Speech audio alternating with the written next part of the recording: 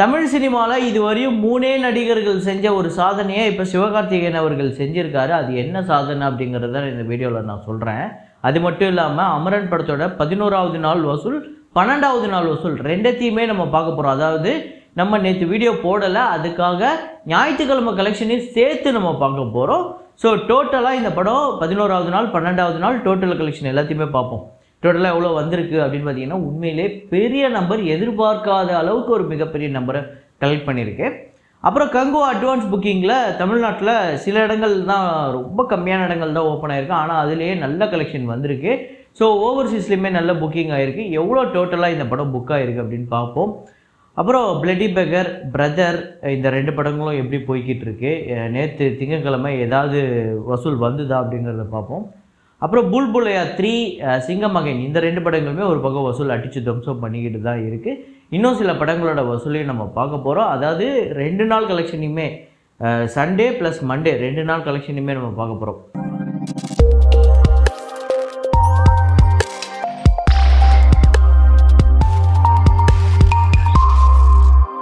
நேற்று வீடியோ போடலை. ஸோ உங்களுக்கே தெரியும் எனக்கு குழந்தை பிறந்திருக்கு அப்படிங்கிறத முன்கூட்டியே உங்ககிட்ட சொல்லியிருந்தேன். நிறைய பேர் வாழ்த்து தெரிவிச்சிருந்தீங்க. அவங்க எல்லாருக்குமே ரொம்ப நன்றி. ஸோ கொஞ்சம் குழந்தைய டிஸ்சார்ஜ் பண்ணி வீட்டுக்கு கூப்பிட்டு வர்றது அப்படி இப்படின்னு கொஞ்சம் அதில் டைம் ஸ்பெண்ட் பண்ண வேண்டியதாக இருக்குது. இது சும்மா அப்படியே நம்ம எடுத்தோன்னா நின்று பேசிட்டு போகிற வீடியோ கிடையாது. இதுக்கு நம்பர் எடுக்கணும், அது கரெக்டாக இருக்கணும், அது கரெக்டாக இருக்கான்னு செக் பண்ணணும். ஸோ டைம் தேவைப்படும். ஸோ அது கிடைக்கல நேற்று நம்மளுக்கு வீடியோ பண்ணுறதுக்கு. அதனால் இன்றைக்கி 2 கலெக்ஷனையும் சேர்த்து போடலான்னு அதனால தான் வந்திருக்கேன்.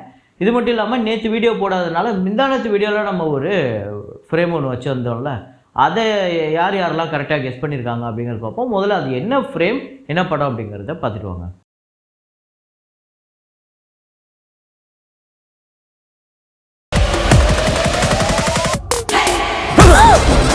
ஆமாங்க, கேம் சேஞ்சர் தான். கேம் சேஞ்சரோட டீசர் ஒன்று ரிலீஸ் பண்ணியிருந்தாங்க. அதில் வரக்கூடிய ஒரு ஃப்ரேம் தான். ஒரு பாட்டுக்கு அப்படிப்பட்ட ஒரு செட்டு போட்டிருக்காங்கன்னு நினைக்கிறேன்.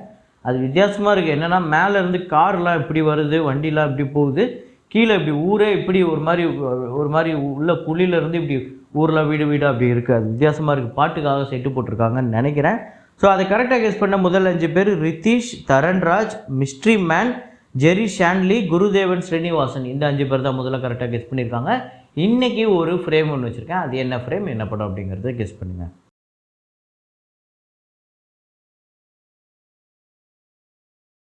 வெனம் த லாஸ்ட் டான்ஸ், இந்த படத்தோட 18வது நாள் வசூல் இந்தியாவில் 2,14,00,000, 19வது நாள் வசூல் 24 லட்சம். டோட்டலாக இந்த படம் 61,02,00,000, வேர்ல்டு வைடு $393 மில்லியன், $3,300 கோடிக்கு மேலே இந்த படம் உலகம் முழுக்க வசூல் பண்ணியிருக்கு. அப்புறம் அப்படிங்கிற படம் டே 11 டே 12 ரெண்டுத்தையும் பார்ப்போம். டே 11 ஆந்திரா தெலுங்கானாவில் 1,92,00,000, வேர்ல்டு வைடு 2,35,00,000.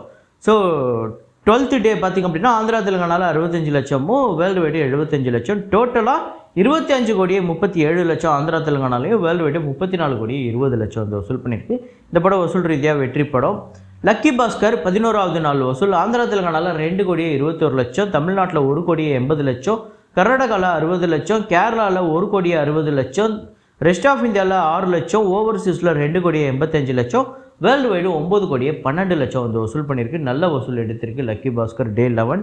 ஸோ நேற்று மண்டே எப்படி இருக்குது அப்படின்னு பார்ப்போம். செகண்ட் மண்டே இது.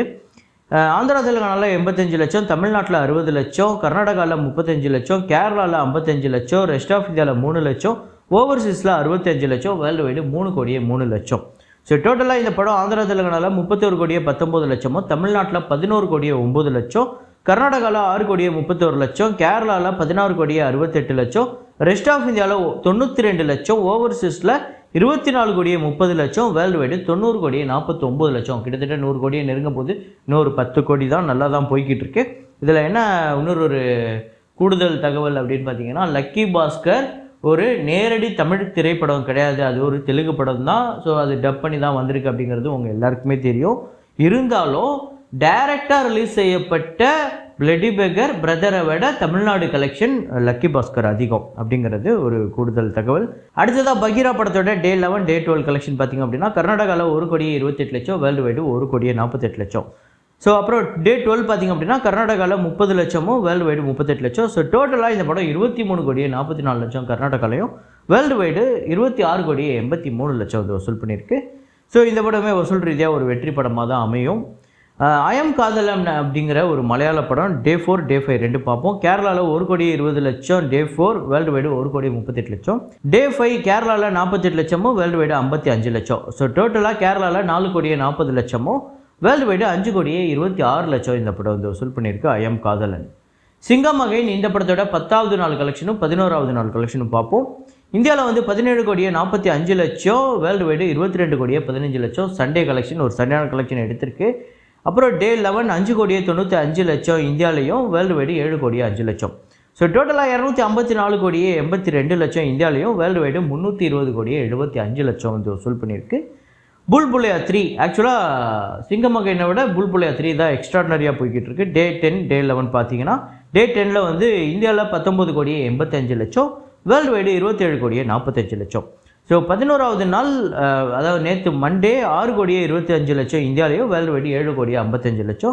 ஸோ டோட்டலாக 205,53,00,000 இந்தியாவிலையும், வேர்ல்டு வைடு 318,85,00,000 வந்து வசூல் பண்ணியிருக்கு. கிட்டத்தட்ட இந்த படம் டபுள் மடங்கு பிளாக் பஸ்டருங்க, வேற லெவல் ஹிட்டு. அப்புறம் பிளட்டி பேக்கர் படத்தோட டே 11 டே 12 பார்த்திங்க அப்படின்னா தமிழ்நாட்டில் 16 லட்சம், வேர்ல்டு வைடு 17 லட்சம் டே 11. அப்புறம் டே 12 டோட்டலாக காலி முடிஞ்சிருச்சு. தமிழ்நாட்டில் 3 லட்சம், வேர்ல்டு வைடு 4 லட்சம். ஸோ டோட்டலாக இந்த படம் 8,82,00,000 வந்து வசூல் பண்ணியிருக்கு. உலகம் முழுக்க ஒரு தோல்வி படமாக தான் அமையுது. ஸோ பிரதர் படத்தோட டே 11 20 லட்சம் தமிழ்நாட்டிலையும், வேர்ல்டு வைடு 24 லட்சம். டே 12 தமிழ்நாட்டில் 5 லட்சமும், வேர்ல்டு வைடு 6 லட்சம். இந்த படமும் டோட்டலாக முடிஞ்சிருச்சு. டோட்டலாக 11,55,00,000 இந்த படம். அடுத்ததாக அமரன் திரைப்படத்தோட டே 11 பார்த்திங்க அப்படின்னா ஒரு பெரிய கலெக்ஷன், அதாவது சண்டே கலெக்ஷன். தமிழ்நாட்டில் 12 கோடி, ஆந்திரா தெலுங்கானாவில் 3,24,00,000, கர்நாடகாவில் 2 கோடி, கேரளாவில் 1 கோடி, ரெஸ்ட் ஆஃப் இந்தியாவில் 60 லட்சம், ஓவர்சீஸில் 8,24,00,000, வேர்ல்டு வைடு 27,08,00,000 இந்த படம் வந்து வசூல் பண்ணியிருக்கு. வேறு லெவல் கலெக்ஷன் சண்டே கலெக்ஷன். ஆனால் இது மண்டேலையுமே சரியான கலெக்ஷன் எடுத்திருக்கு. டே 12 தமிழ்நாட்டில் 3,78,00,000, ஆந்திரா தெலுங்கானாவில் 75 லட்சம், கர்நாடகாவில் 60 லட்சம், கேரளாவில் 32 லட்சம், ரெஸ்ட் ஆஃப் இந்தியாவில் 18 லட்சம், ஓவர்சீஸில் 1,75,00,000, வேர்ல்டு வைடு 7,38,00,000 இந்த படம் வந்து வசூல் பண்ணியிருக்கு. ஸோ டோட்டலாக இது வரையும் தமிழ்நாட்டில் 123,43,00,000 தமிழ்நாட்டிலையும், ஆந்திரா தெலுங்கானாவில் 33,10,00,000, கர்நாடகாவில் 16,97,00,000, கேரளாவில் 8,82,00,000, ரெஸ்ட் ஆஃப் இந்தியாவில் 3,35,00,000, ஓவர்சீஸில் 70,09,00,000, வேர்ல்டு வைடு 255,76,00,000 இந்த படம் வந்து வசூல் பண்ணியிருக்கு 12 நாளில்.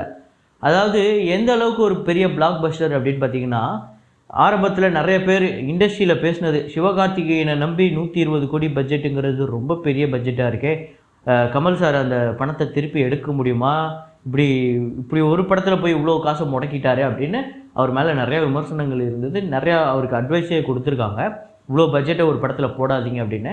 ஆனால் இந்த படம் இன்றைக்கி RK5க்கு ஒரு மிகப்பெரிய வருமானத்தை கொடுத்துருக்கு. கிட்டத்தட்ட வேறு லெவல் கலெக்ஷன். எந்த அளவுக்குன்னா, இந்த படம் வந்து அவங்க எதிர்பார்த்ததை விட எக்ஸ்ட்ராடனரி பெர்ஃபார்ம் பண்ணிக்கிட்டு இருக்கு.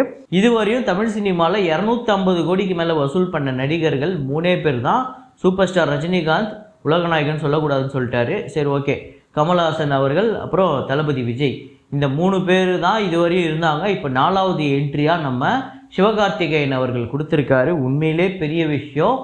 அதாவது இந்த படம் அடுத்து 300 கோடியை கூட நெருங்கும்னு நினைக்கிறேன். இந்த படம் வந்து கங்குவா ரிலீஸ்க்கு அப்புறம் கூட நிறையா ஷோஸ் ஓட போகுது அப்படின்னு சொல்கிறாங்க. நிறைய தேட்டரில் இப்போவே அனௌன்ஸ் பண்ணியிருக்காங்க.